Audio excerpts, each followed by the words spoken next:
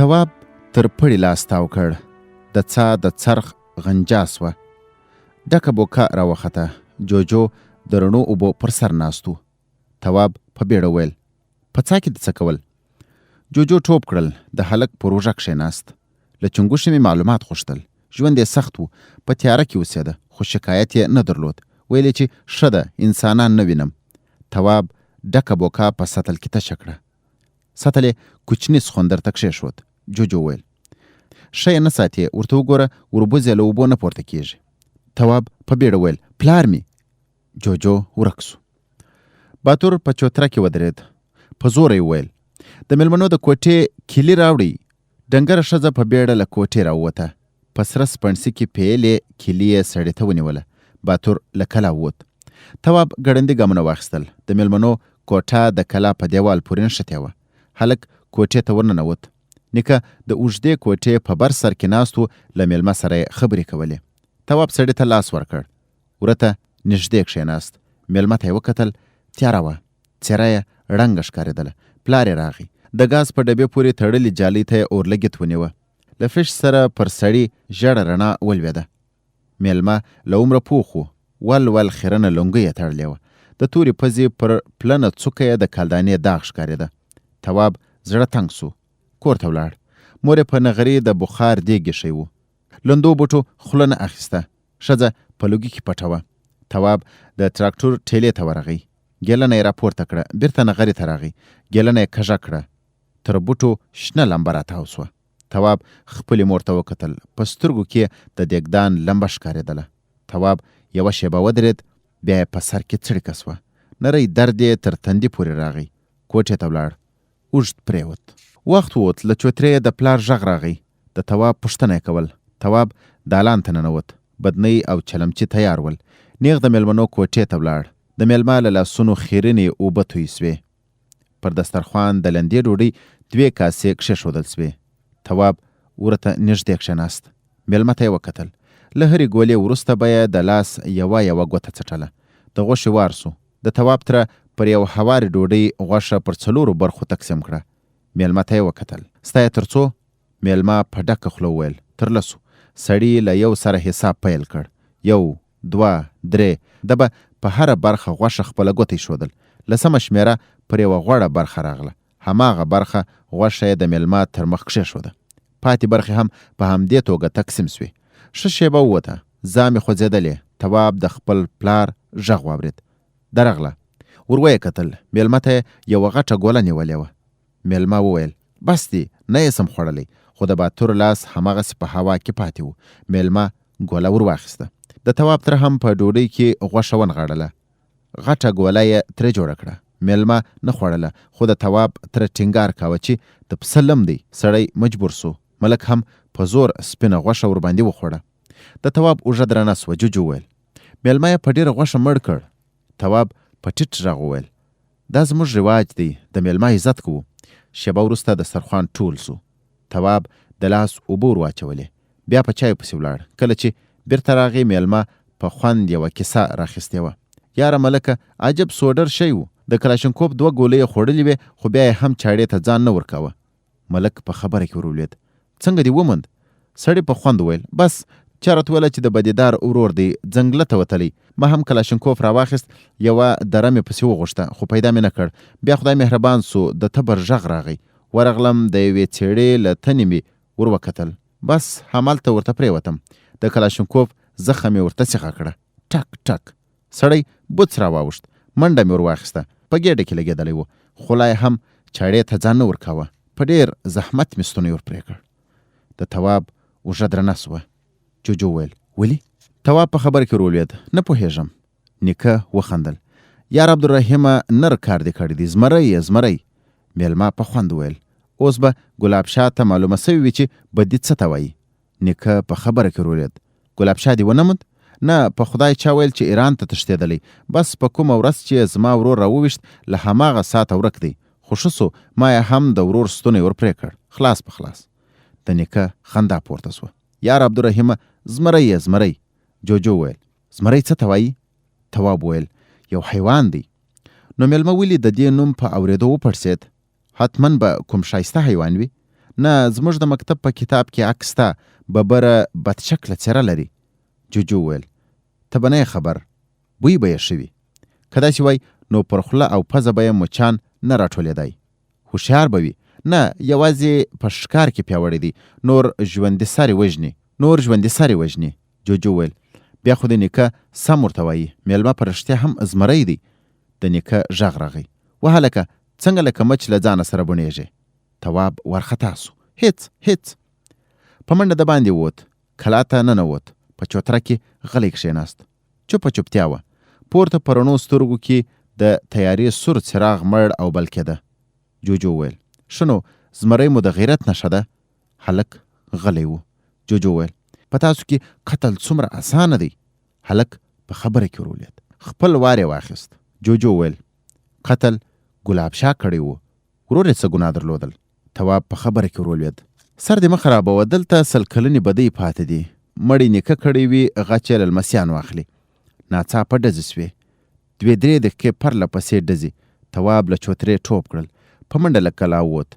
نیکه او د تواب پلار هم د باندې ول. د میلمه درک نه و. نیکه په بیړه وویل تواب زویه له میلمه سره پاتې شه. تواب کوټې ته ننوت.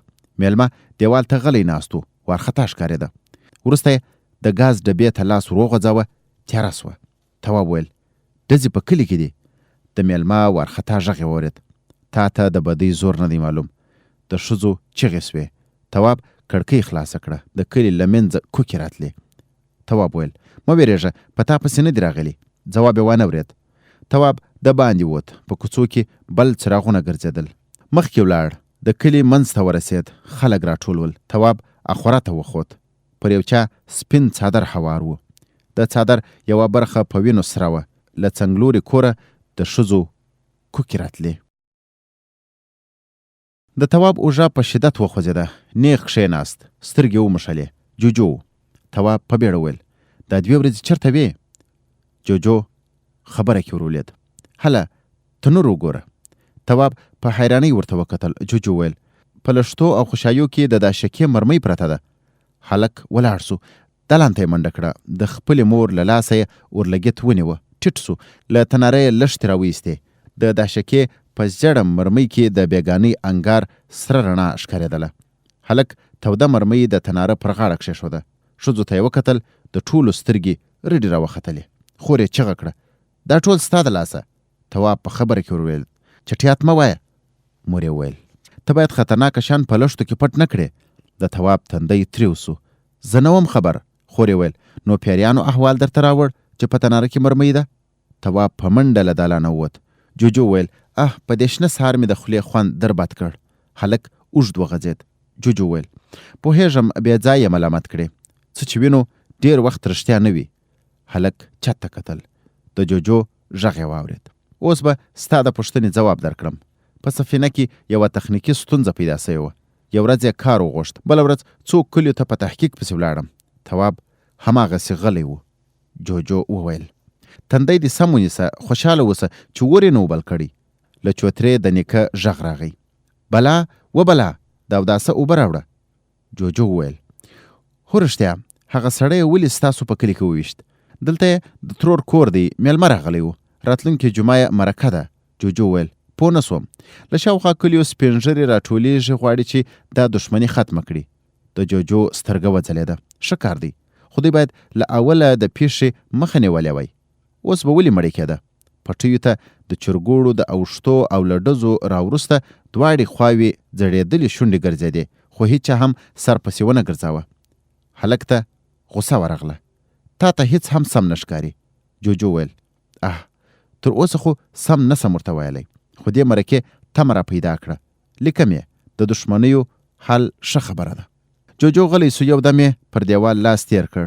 ورو یې وویل ځینې خبرې مې راټولې کړي دي. لومړی به د شیرو د کلا کیسه راواخلم. څو سپین ږیري د اخورونو پر سر ناست ول. زړې کیسې یې راخیستې وې. توره پټکۍ او شملې یادولې. ځانونه یې د دنیا تر ټولو خلکو غیرتي بلل. تواب په خبره کې ورولوېد.